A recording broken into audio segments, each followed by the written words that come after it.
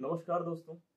आज हम लोग डिस्कस करेंगे वो क्वेश्चंस जो कि ईएमआरएस के आंसर की के हिसाब से तो सही है, लेकिन बाकी गूगल बोल लो, आपके बुक्स बोल लो, हम बोल लो, मुझे भी including me also, the answers are wrong. Okay, so let me tell you first thing कि इन आंसर्स को चैलेंज करने के लिए आपको 1000 रुपए देने पड़ेंगे। अब वो जो 1000 रुपए है, अगर आप नहीं देना चाहते तो ये आंसर गलत होते हुए भी सही है। ये किस तरह का बिजनेस है मुझे नहीं पता। होना क्या चाहिए था कि आप 1000 रुपए में चैलेंज कीजिए, लेकिन अगर आपका चैलेंज सही पाया गया तो 1000 आपको वापस हो जाएंगे, तब बात सही थी। तब तो मैं बहुत सारे क्वेश्चन ऐसे हैं जिनको मैं चैलेंज जरूर करता, लेकिन एक बात की बात है कि हमें पता होना चाहिए कि अगर किसी के नंबर वहां से गलत हो रहे हैं, मतलब नंबर 1-2 नंबर के लिए आप फाइट करना चाहते हैं, ठीक है, आपको ऐसा लगता है कि यार मैं बहुत बाउंड्री पे हूं, तो आप बिल्कुल कर सकते हैं। ठीक है, एक क्वेश्चन जो है मैं दिखाना चाहूंगा। ये जो क्वेश्चन है पार्टनरशिप से आपने पढ़ा होगा, पीजीटी कॉमर्स में ये आया था। पीजीटी कॉमर्स में जो आया था पार्टनरशिप से क्वेश्चन, इसमें ये दिया हुआ है आंसर कि 50 पार्टनर्स है ना, आपके सही आंसर में दिए हुए हैं, which is not correct. Okay, which is not correct. 1 second. तो ये जो 50 पार्टनर्स है, इट इज नॉट करेक्ट, लेकिन इन्होंने दे दिया सही।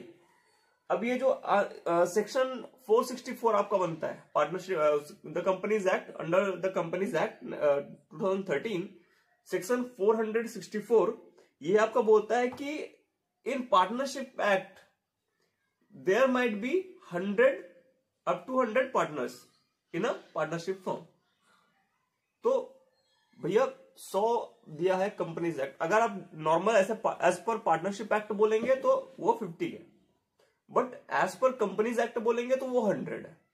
ठीक है, सो फर्स्ट क्वेश्चन ये वाला रॉन्ग हो गया। मैं इस क्वेश्चन को यहां लगा भी दिया हूं, आप देख सकते हैं। ठीक है, एक क्वेश्चन जो कई लोग बोल रहे हैं कि भाई ये तो ऐसा नहीं होना चाहिए था। ये देखिए, यहां पे एक क्वेश्चन है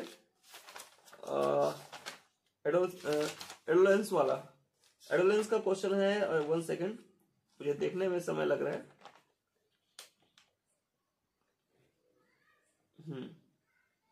ओके, ये जो है क्वेश्चन नंबर 48, इसमें है which characteristics does not belong to adolescence stage.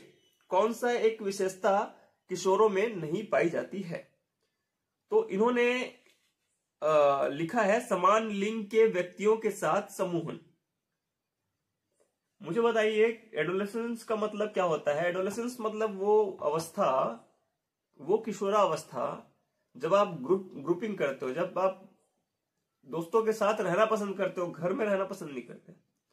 लेकिन ये वो समय होता है जिसमें आपको ना समाज से कोई दिक्कत है, ठीक है, और समाज में जो आपको रोकते हैं, अरे बेटा उन लोगों के साथ मत घुमा कर, ऐसा हो जाएगा वैसा हो जाएगा। तो ये फोर्थ वाला जो है ना विशेषता नहीं जो पाई जाती है, वो है कि सामाजिक बुराई और अन्याय के प्रति उन्हें विशेष रूप से दोष दर्शन नहीं होता है। बेसिकली ये उनकी होती है। तो इसमें लिखा है नहीं पाई जाती है, तो वो दोष दर्शन जो लिखा हुआ है वहां तक मुझे लग रहा है कि सही आंसर है। ठीक है, दूसरा क्वेश्चन ही हो गया। एक वो है कि इंग्लिश का है। इंग्लिश में हमने वो शॉर्ट में भी इसके बारे में बात करी थी, बहुत लोग सहमत भी है इससे, कि Mrs Kenwal is the principal of this school, ये होना चाहिए। लेकिन जो है ये आ गया है कि इसमें नो आर्टिकल इनके हिसाब से है। अब इंग्लिश में मैंने थोड़ी सी रिसर्च करी, मैंने कुछ सेंटेंसेस देखे, एग्जांपल्स बहुत सारे देखे, क्योंकि मुझे ऐसे ही पल्ले पड़ता नहीं इंग्लिश मेरी बहुत कमजोर है।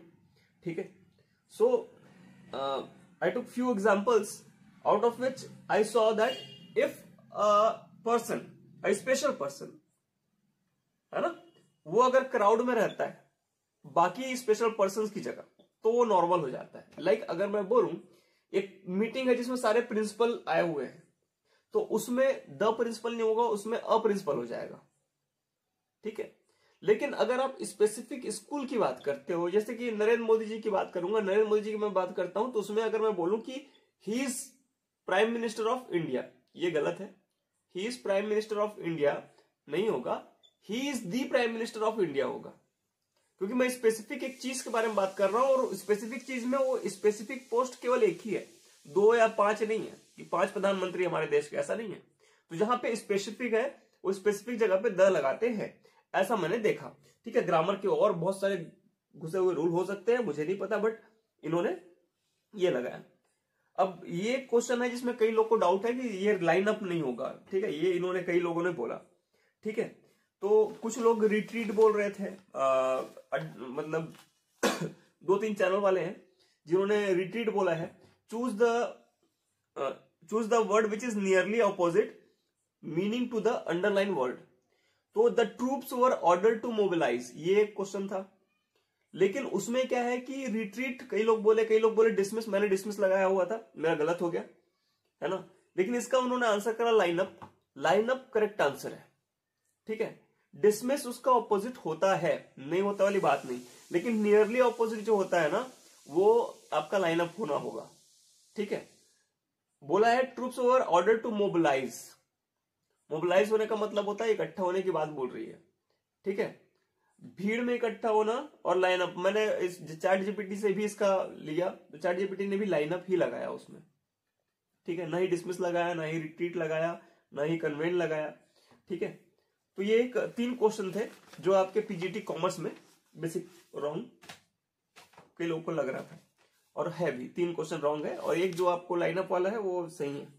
ठीक है, अब एक क्वेश्चन जो है आपके अकाउंटेंट वाले में जो आपने लगाया हुआ है, एक तो वेट वाला क्वेश्चन है ना, तो भाई वेट वाला क्वेश्चन जो है क्वेश्चन नंबर 8, इस 8th क्वेश्चन में जो आंसर है वो इन्होंने दिया हुआ है सेकंड, है ना, both 1 and 2 together are necessary to answer the question, लेकिन आंसर जो होगा वो होगा 3।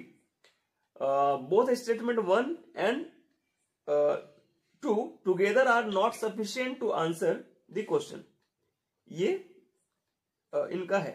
ठीक है, आंसर कई लोग ऐसे बोल रहे हैं कि इसको चैलेंज करेंगे, तो हाँ बिल्कुल चैलेंज किया जा सकता है। ओके, एक और है, इसमें भी आपने रिवेन्यू वाला जो क्वेश्चन था कि जो 20 लाख का जो मशीन था, और 20 लाख के मशीन को आपने 24 लाख में सेल किया है। ठीक है, तो उसमें as per income tax act उसको कैसे डिवाइड करते हैं। देखो, इन्होंने कुछ बोला नहीं कि कैसे करेंगे, लेकिन उन्होंने ऑप्शन देके बहुत बड़ी गलती करी। यहां पे सबको ग्रेस मार्क मिलना चाहिए, बिकॉज अगर जिसने इनकम टैक्स नहीं पढ़ा है, ठीक है, इनकम टैक्स नहीं पढ़ा है, तो वो आंसर 4 लगा के आया होगा, कैपिटल प्रॉफिट 12 लाख का, जो इन्हीं के हिसाब से सही है। तो मैं गलत नहीं बोल रहा हूं कि गलत है, ऐसा नहीं बोल रहा हूं, ठीक है, लेकिन मैंने भी वही लगा के आया है। बट फिर भी मैं बोलना चाहूंगा कि जब मैं घर में आया तो मैंने रिसर्च करा कि ये सही है कि गलत है। तो इसमें ऑप्शन 3 जो था, capital profit of 4 lakh and revenue profit of 8 lakh, that will be the correct answer as per income tax as well as per Ind AS। Okay, so ये क्वेश्चन का आंसर भी गलत इन्होंने दिया है, क्योंकि कैपिटल एक्सपेंडिचर वो जमाना गया अब जो 11th-12th, क्योंकि ये अकाउंटेंट का पेपर था, ये एक प्रोफेशनल का पेपर था, ना कि किसी बोला जा सके टीचर का पेपर।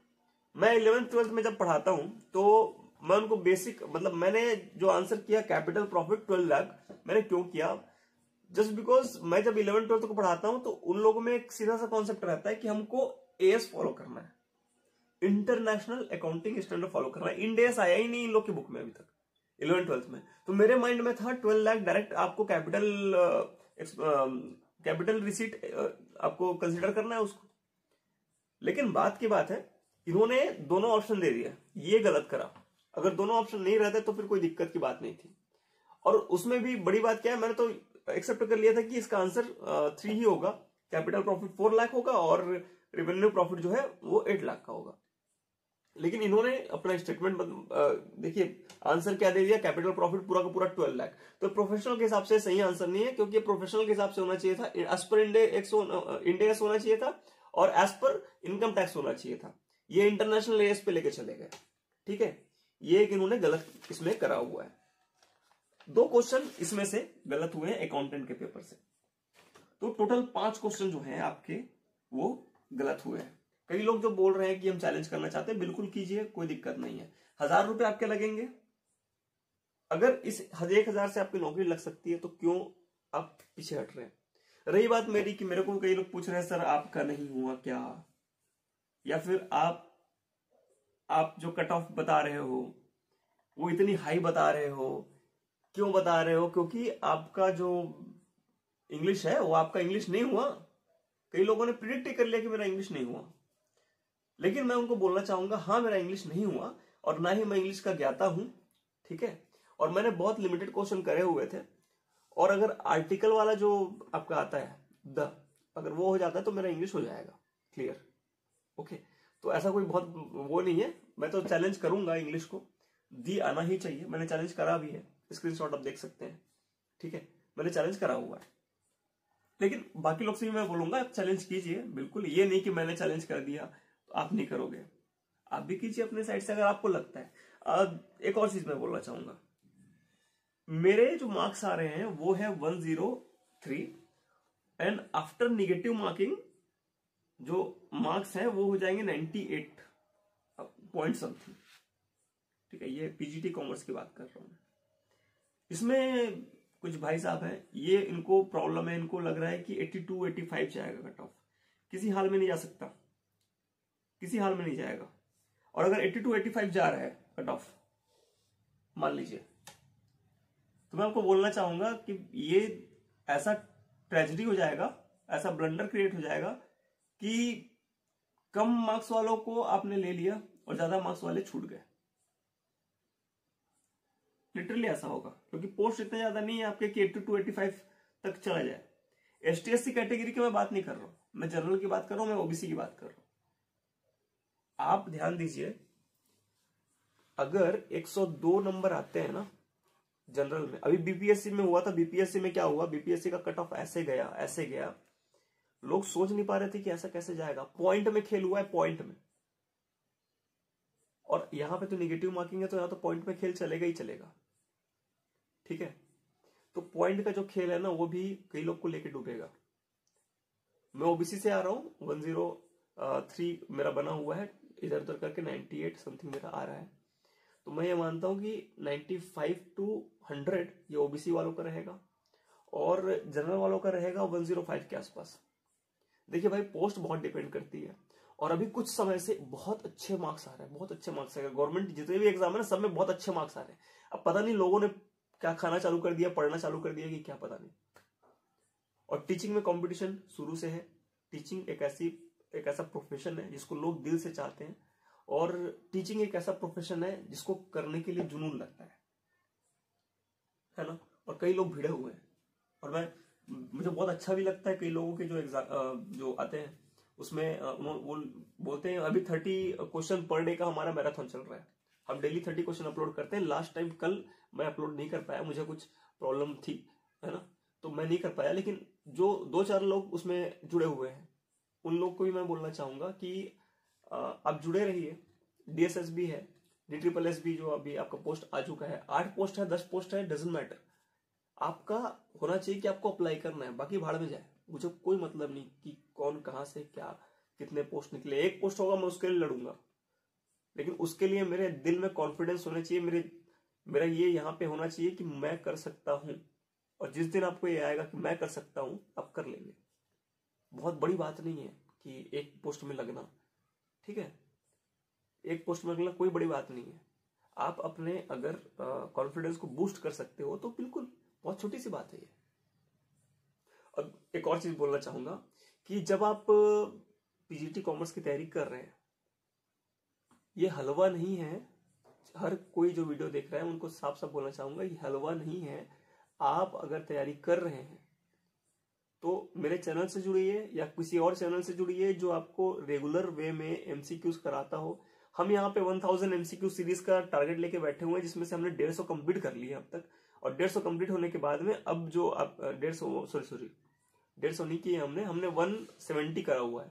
170 हमने कंप्लीट करा हुआ है। अभी ज्यादा टारगेट हमारा बचा नहीं है। विद इन 2 मंथ हमारा सारा खेला खत्म हो जाएगा। इधर विद इन 2 मंथ हमारा टोटल ये खत्म हो जाएगा। हम कर लिए रहेंगे सारा चीज, है ना। विद इन 1 मंथ हमने सारा काम खत्म कर लिया होगा अब तक, क्योंकि 30 डे MCQ तो के हिसाब से आप 30 दिन में 900 MCQs कर लेंगे। तो एक विद इन अ मंथ हमारा पूरा का पूरा 1000 MCQ सीरीज का टारगेट खत्म हो जाएगा। और ये सारे के सारे MCQs KVS, NVS, DSSB और आपके जो EMRS में आए थे वो सारे क्वेश्चन इंक्लूड करके, उसके बाद जो आपके CGPSC में जो क्वेश्चन आए थे, RPSC में जो क्वेश्चन आए थे, है ना, झारखंड PSC में जो बिहार PSC में जो क्वेश्चन, जो अकाउंटेंट के क्वेश्चन आए हुए, सारा का सारा अपन कर रहे हैं। आपसे मैं यही बोलूंगा कि आप कार्टून वाला वीडियो देखते होंगे, आप स्टोरी वाला वीडियो देखते होंगे, सारे आपने सब्सक्राइब करके रखे हुए हैं। ये चैनल अगर आप सब्सक्राइब नहीं कर रहे हैं, ऐसे चैनल को सब्सक्राइब नहीं कर रहे हैं, तो फिर मुझे नहीं पता कि आप क्या कर रहे हैं। और ये यहाँ पे कोई कमाने वाला हिसाब नहीं है। यूट्यूब में 200-250 सब्सक्राइबर होने से, 1000 सब्सक्राइबर होने से कोई कमाता नहीं है। बट मुझे भी मोटिवेशन आता है कि मैं इन लोग को पढ़ा रहा हूँ।